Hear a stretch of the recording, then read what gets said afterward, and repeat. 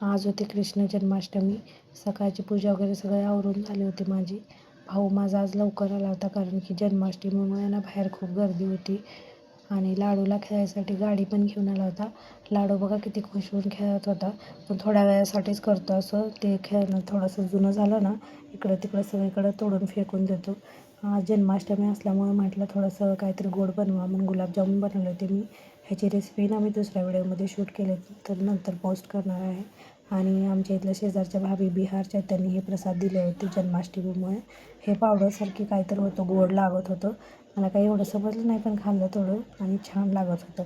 त्यानंतर दहीहंडी होती बाहेर.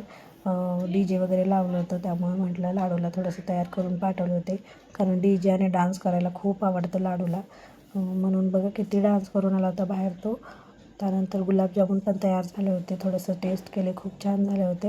व्हिडिओ आवडला असेल तर प्लीज लाईक, शेअर आणि सबस्क्राईब करा. बाय.